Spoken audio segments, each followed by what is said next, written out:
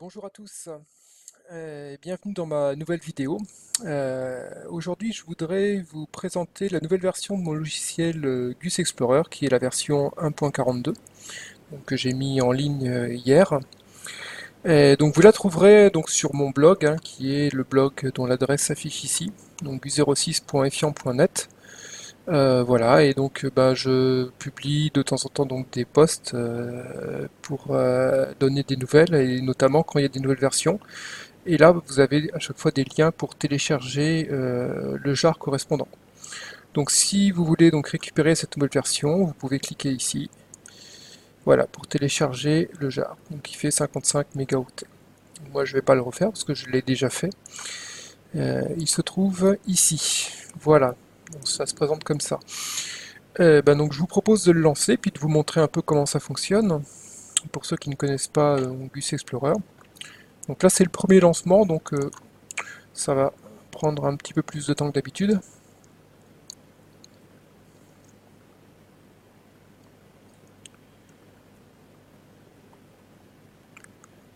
Voilà, donc voilà le tout premier lancement donc de l'application. Donc qu'est-ce que c'est que Gus Explorer? Gus Explorer, c'est une application donc, qui se présente comme un explorateur de fichiers, mais qui est doté d'un certain nombre d'outils permettant de faire du traitement de données, de faire du traitement sur des fichiers, d'automatiser des tâches, de faire de la programmation, etc. Donc voilà, c'est une sorte de boîte à outils en fait qui permet de faire pas mal de choses. Il y a notamment donc un moteur de script qui est intégré avec un langage que je vous montrerai, qui permet donc de faire de la véritable programmation pour voilà, pour vraiment exécuter différentes choses. Donc là, dans un premier temps, je vous propose de créer des petits fichiers d'exemple grâce au menu Tabs. Voilà, donc là nous avons ici Add New Tabs. Et vous voyez qu'on peut créer donc des nouveaux fichiers qui sont des fichiers qui sont mis dans une sorte de répertoire temporaire. Donc on va commencer par un fichier texte, donc ici, voilà. Et puis on peut taper, ceci est un petit exemple. Voilà. Ensuite, donc en deuxième fichier, cette fois je vais vous proposer de créer un fichier de script. Donc voilà, c'est le deuxième ici. Voilà, donc un fichier de script, en fait, c'est juste un fichier texte, c'est rien de plus qu'un fichier texte, mais avec l'extension .gus. Et du coup, donc c'est interprété par le logiciel Gus Explorer comme un fichier de script qui peut donc être exécuté. Donc pour débuter ce script-là, on va commencer par écrire @code. Voilà, donc ça a une signification précise, je ne vais pas rentrer dans les détails parce que vous aurez des tutoriels plus tard que je vous montrerai qui vous expliqueront tout ça en détail. Dans l'immédiat, je vais juste en fait vous montrer quelques petits exemples pour vous montrer un peu les possibilités de ce langage. Donc là, on va coder la suite de Fibonacci. Donc je ne sais pas pour ceux qui ne connaissent pas, en fait c'est juste une suite arithmétique où en fait chaque élément est calculé en étant la somme en fait des deux éléments précédents dans la suite. Donc c'est extrêmement simple, on initialise en faisant un $list égale 1,1. Donc là c'est juste une liste qui contient deux éléments qui sont 1 et 1. Après je vais faire une petite boucle, repeat 20, voilà, et à l'intérieur je vais faire un espace pour faire de l'indentation, pour dire que je suis dans mon bloc de la boucle. Et là je vais faire $list plus égal, donc là ça ajoute un élément à ma liste en fait. Et qu'est-ce que je vais ajouter? Je vais ajouter le dernier élément, plus l'avant-dernier élément. Voilà, donc ça se présente comme ça. Et puis après, on affiche le résultat comme ceci. Voilà. Pour exécuter ce script, il y a deux manières en fait. Soit on clique sur le bouton que vous voyez ici, le bouton execute. Voilà. Soit on peut aussi directement taper F12. Voilà, donc là je l'ai exécuté, et là on voit tout de suite qu'on a le résultat donc, de la suite de Fibonacci, qui est assez classique. Donc voilà, donc ça c'était un exemple très simple, je dirais, pour se mettre en jambe. Ensuite, je vais directement passer à un exemple plus complexe. Je vais vous proposer donc de coder le jeu de la vie de John Conway. C'est un automate cellulaire, je sais pas pour ceux qui ne connaissent pas, qui est en fait quelque chose d'assez sympa. Vous allez voir. Donc pour cela, je vous propose donc d'aller recommencer ici et de créer un nouveau fichier temporaire. Donc voilà. Et on va taper donc $code. Donc pour commencer, on va créer une matrice de booléen qui va être $m égale. Donc on va la créer de taille 20 comme ceci. Mat bool random. Voilà. Donc on peut l'afficher de manière assez brutale en faisant voilà, juste un affichage comme ceci. Donc là on voit qu'on a notre matrice qui se présente là. On va pouvoir améliorer un petit peu l'affichage en faisant un bjoin sn. Et là on voit qu'on a réussi à l'afficher en mettant donc sur chaque ligne les cellules séparées par un espace. Et on va encore améliorer la chose en transformant, en convertissant notre matrice booléenne en matrice d'entier grâce à l'opérateur toIntArray2. Voilà, donc là c'est déjà un peu plus présentable. Donc ça on peut considérer que c'est notre donnée d'entrée en fait. Et donc l'automate cellulaire va implémenter une règle d'évolution qui va permettre de passer d'un état au suivant, etc. Selon des règles que je vais vous exposer juste après. Donc là, je vous préviens tout de suite, hein, ça va se complexifier un peu, donc je ne vais pas forcément pouvoir tout vous expliquer. Mais l'objectif, c'est plus de vous montrer en fait certaines possibilités du moteur, sachant qu'effectivement, tout ce que vous ne comprenez pas maintenant, vous aurez l'occasion de le découvrir progressivement par la suite. Donc là, je vais créer une règle d'évolution. Je vais l'appeler evolve. Voilà, donc elle va se présenter sous la forme, en fait c'est une transformation. Donc une transformation, c'est un objet qui transforme des choses. Et je vais l'écrire sous la forme d'une chaîne de caractères, comme ceci. Alors.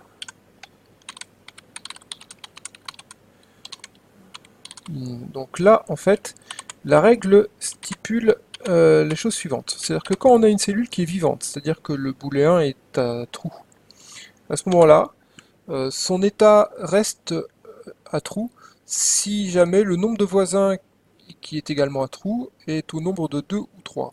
Donc là, c'est ce que je viens d'écrire. Et dans le cas contraire, donc là en fait, pour ceux qui ne connaissent pas, hein, c'est une expression ternaire que j'écris en ce moment. Dans le cas contraire, on va avoir en fait une apparition, donc un passage à trou, seulement si le nombre de voisins était strictement égal à 3. Donc là, on refait count true égale 3. Voilà, donc ça c'est notre règle, et on termine en faisant pointer. Donc on peut tout de suite vérifier si ça marche ou pas. Alors pour cela, on va écrire une petite ligne vide, histoire de passer pour faire une séparation. Et ensuite, on va écrire l'état suivant. Donc là, on va écrire m.collect3. Ne me demandez pas de vous expliquer maintenant pourquoi, parce que c'est un peu compliqué. Et evolve. Voilà. Ah. En fait, il aurait fallu que je passe par une variable intermédiaire et que je reprenne notre affichage précédent. Ça aurait été un peu mieux. Voilà. Donc là, pour ceux qui ont un peu l'habitude, je ne sais pas si on a beaucoup parmi vous, mais en fait, ici, on a l'état 0 de notre jeu de la vie, et là, on a l'état suivant. Voilà. Donc maintenant, on va améliorer le programme pour faire une petite simulation graphique. Alors ça va être très simple. Ce qu'on va faire, c'est qu'on va créer un composant texte qui va afficher l'affichage que nous voyons ici, mais qui va mettre à jour cet affichage tout un certain laps de temps, et on va afficher ça donc dans une fenêtre séparée. Donc pour cela, on va commencer par créer notre composant graphique. Alors, on va le créer avec une map de paramètres. Alors, donc ça va être, on va définir la fonte.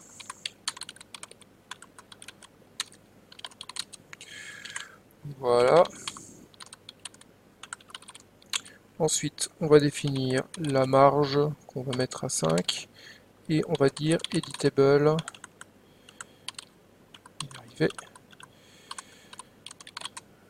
False, ce sera mieux.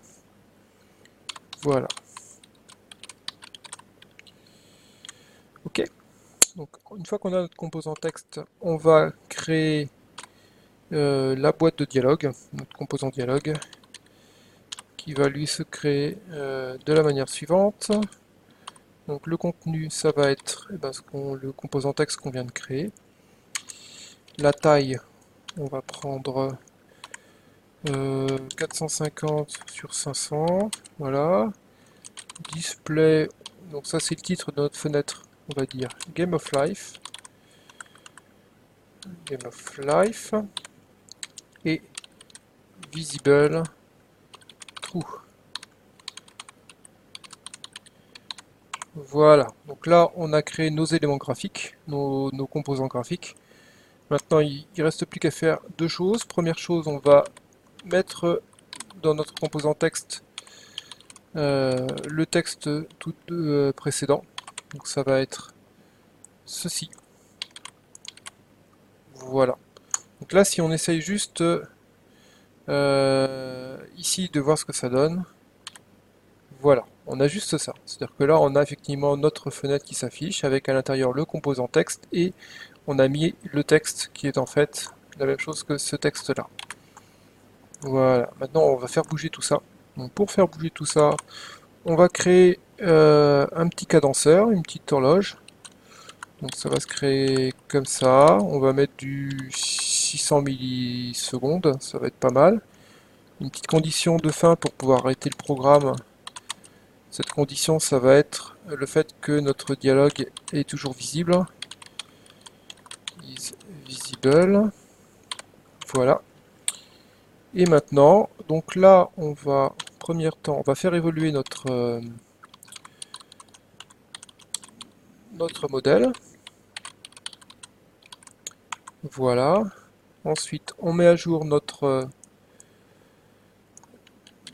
composant texte. Et puis, juste pour le fun, on va afficher le nombre de cellules vivantes. Donc ça va se faire simplement comme ceci. Et là, on va mettre m.countTrue. Voilà. Et puis à la fin, on va juste terminer le programme par un petit end pour s'assurer que tout est bien fini. Donc là, il n'y a plus qu'à faire un peu de ménage, c'est-à-dire enlever les affichages qu'on avait mis précédemment. Même ça, on n'en a plus besoin. Voilà. C'est à peu près tout. Et vous voyez, donc finalement, on a écrit un petit programme, on lance l'exécution. Et voilà. Donc là, vous pouvez voir que donc notre composant graphique se met à jour. J'aurais tendance à dire en temps réel, mais donc c'est toutes les 600 millisecondes en fait. Il calcule l'état suivant et il met à jour le résultat. Et là, on voit que voilà, on a une évolution classique selon le jeu de la vie. Avec des, là ici, on a un clignotant qui se trouve ici. Là, on a une structure stable. Là, on a un autre clignotant et puis là, on a encore une structure stable. Voilà. Et si on ferme la fenêtre, le programme s'arrête. Bon, maintenant je vais juste terminer cette vidéo en revenant en fait sur des fonctionnalités plus classiques donc de mon application pour vous montrer un petit peu le principe. Donc là vous voyez qu'en fait on a ouvert trois onglets différents sur trois fichiers différents. On peut les fermer, on peut les redéplacer, voilà, on peut les fermer. Voilà, ils sont pas perdus, je vous rassure, parce qu'en fait ils ont été enregistrés automatiquement dans un répertoire temporaire qui est accessible par le menu ici. Voilà, donc là on retrouve notre répertoire avec nos différents fichiers. Là on remarque que pour chaque fichier de script, on a un fichier texte qui termine par output.txt, qui est en fait le sorte de fichier de log en fait qui enregistre automatiquement la sortie du script. Donc là vous voyez, on a la sortie du premier script, là on a la sortie du deuxième script. Donc si on veut, on peut remettre nos fichiers dans les onglets en faisant du drag and drop, de manière très simple. Voilà. Ensuite, qu'est-ce que je peux vous expliquer? Oui, il y a le fichier, le menu config qui permet d'enregistrer une configuration des onglets. Donc ça c'est très pratique quand on a un travail en cours et qu'on veut pouvoir le sauvegarder. Donc là on fait add config. On va lui mettre un petit nom sympathique, config 1. Voilà. Et là on voit que ici il est accessible là. Donc ça veut dire que si par exemple on dit qu'on ferme tout, qu'on travaille sur d'autres fichiers, si on veut revenir à la configuration précédente, ici on n'a plus qu'à cliquer sur config 1 et voilà, on retrouve exactement la même chose. Bien. Euh, donc maintenant je vous propose de voir en fait un tutoriel qui est accessible directement depuis l'application pour vous apprendre un peu plus à utiliser le moteur de script. Parce que c'est vraiment ça en fait le principal intérêt de mon logiciel, même s'il y a d'autres fonctionnalités que je vous expliquerai en temps voulu. Donc pour cela, donc vous allez aller dans le menu Tools et vous allez faire Tuto Extract Files. Voilà. Donc là en fait il vous demande un répertoire. Donc moi je vais prendre le répertoire temporaire que j'avais. Voilà le root. Toc. Et là, vous voyez que automatiquement, il a créé un sous-répertoire qui s'appelle Tuto Script Gus. Je vous propose de le visualiser. Donc là, pour cela, on peut directement faire un drag and drop vers Gus Explorer. Voilà. Et là, en fait, il y a un certain nombre de choses. Et c'est en fait un tuto complet avec tout un ensemble de fichiers de script qui vous présente en fait comment dire, les bases du moteur de script. Donc là, il y a un petit readme, voilà, qui vous explique que ben, les 6 premiers chapitres sont terminés, que ensuite c'est toujours en cours, mais que bon, ça va évoluer petit à petit. Et donc du coup, ben, si vous êtes intéressé par vraiment comprendre comment fonctionne ben, ce langage, ce moteur de script, et ben on commence ici, voilà, et puis voilà. Donc je vais pas moi aller plus loin ici parce que si vous êtes intéressé, bah, du coup vous pourrez regarder, faire vos propres exemples et puis tester un peu ce que ça donne.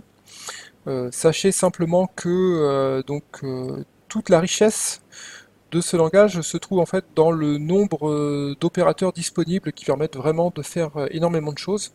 Et donc la liste complète des opérateurs est accessible via en fait la touche F2. Donc si on appuie sur F2, là on a comment dire la liste de tous les opérateurs qui sont disponibles et donc vous voyez qu'il y en a 2773 et je vous cache pas que ça évolue très vite parce que de version en version donc le nombre augmente. Et donc là il y a une documentation. Alors tout n'a pas encore été forcément documenté parce que bah, il y a des choses qui ça prend du temps, hein, c'est vrai, je vous le cache pas. Mais donc à chaque fois vous avez ici une présentation qui explique un peu comment utiliser l'opérateur. Et ici, vous avez même le code source qui se trouve derrière. Parce que vous verrez qu'en fait, tout le code source Java qui compose cette application est complètement accessible donc en open source. Et cette application est une application transparente. C'est-à-dire qu'en fait, vous pourrez voir tout le code, tout son code de A à Z directement depuis l'application elle-même. Voilà. Bah écoutez, je vais m'arrêter là pour l'instant. Donc bah, j'espère que ça vous a intéressé, que bah, si vous souhaitez en savoir plus, eh ben, n'hésitez pas à me le faire savoir. Moi de mon côté je ferai de nouvelles vidéos et puis bah, sinon je vous dis à très bientôt.